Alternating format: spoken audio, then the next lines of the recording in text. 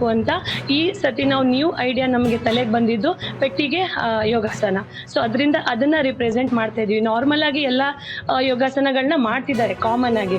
So ನಾವ್ ಏನಾದ್ರೂ ಒಂದು ಡಿಫ್ರೆಂಟ್ ಆಗಿ ಮಾಡ್ಬೇಕು ಅಂತ ಆಲೋಚನೆ ಬಂದಾಗ ನಮಗೆ ಬಂದಿದ್ದು ಐಡಿಯಾ ಪೆಟ್ಟಿಗೆ ಯೋಗಾಸನ. ಸೊ ಅದನ್ನ ನಾವು ಹಾಸನ್ ಡಿಸ್ಟ್ರಿಕ್ಟ್ ಅಲ್ಲಿ ಅನ್ಕೋತೀವಿ. ನಾವು ಹಾಸನ್ ಡಿಸ್ಟ್ರಿಕ್ಟ್ ಅಲ್ಲಿ ಅದನ್ನ ರಿಪ್ರೆಸೆಂಟ್ ಮಾಡ್ತಾ ಇದೀವಿ.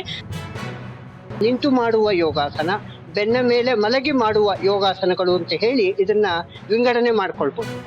ಈ ಒಂದು ವಿಂಗಡಣೆಯ ಸಂದರ್ಭದಲ್ಲಿ ಆ ಬಾಲಕಿ ತನ್ನ 5 ವರ್ಷಗಳ ಸತತ ನಿರಂತರ ಪರಿಶ್ರಮದಿಂದ ಅತ್ಯದ್ಭುತವಾದಂತಹ ಒಂದು ಯೋಗ ಪಟುವಾಗಿ ಹೊರಹೊಮ್ತಾ ಇರೋದು ನಮ್ಮ ಚನ್ನರಾಯಪಟ್ಟಣಕ್ಕೆ ತಂದಂತಹ ಒಂದು ಕೀರ್ತಿ ಅಂತ ಹೇಳ್ಬೋದು. ಯೋಗ ಧ್ಯಾನ ಮಾಡ್ತಾ ಇದ್ದಾರೆ. ಇವತ್ತು ಟೆನ್ಷನ್ ಬದುಕನ್ನ, ಒತ್ತಡದ ಬದುಕನ್ನ ಬದುಕ್ತಾ ನಮಗೆ ಅದು ಕೂಡ ಮಕ್ಕಳಲ್ಲಿ ಯೋಗ ಏಕಾಗ್ರತೆ ಬೆಳೆಸಲಿಕ್ಕೆ ಯೋಗ ಪ್ರಾಣಾಯಾಮ ಅವಶ್ಯಕತೆ ಇದೆ.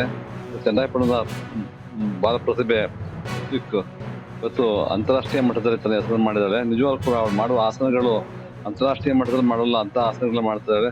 ನಿಜವಾಗ್ಲೂ ಕೂಡ ಬೆಳೆಯ ಸಿರಿ ಮೊಳಕೆಯಲ್ಲಿ ನನಗೆ ಅವಳ ಯೋಗಾಸನದ ಪ್ರತಿಭೆ ಪ್ರಶಂಸೀಯವಾದದ್ದು.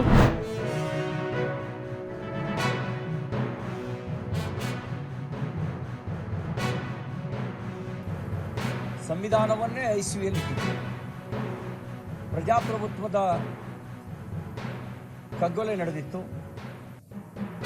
ಮಾನವ ಹಕ್ಕುಗಳ ದಮನ ನಿರಂತರವಾಗಿ ನಡೀತಾ ಇತ್ತು. ಮಾಧ್ಯಮದ ಸ್ವಾತಂತ್ರ್ಯ ಹರಣವೂ ಆಗಿತ್ತು.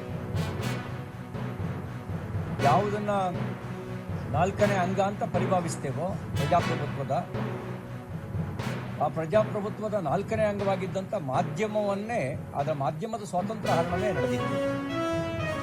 ಸಾಂವಿಧಾನಿಕ ಸಂಸ್ಥೆಗಳನ್ನ ದುರ್ಬಳಕೆ ಮಾಡಿಕೊಂಡಿದ್ದು ಮಾತ್ರ ಅಲ್ಲ,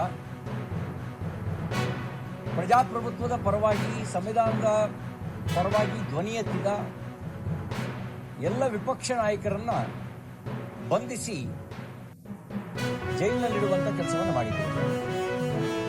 ಕಾಂಗ್ರೆಸ್ ಹೇಗೆ ಪ್ರಜಾಪ್ರಭುತ್ವ ವಿರೋಧಿಯಾಗಿದೆ ಅನ್ನೋದನ್ನ ಜನರಿಗೆ ಮನವರಿಕೆ ಮಾಡಿಕೊಡೋದಕ್ಕೆ ನಾವು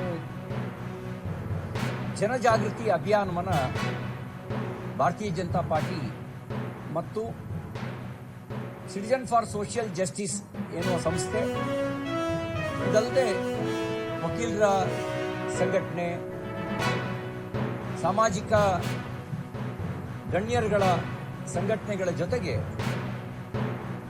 ನಾವು ಈ ಜನಜಾಗೃತಿ ಅಭಿಯಾನವನ್ನು ಆಯೋಜನೆ ಮಾಡಿದ್ದೇವೆ.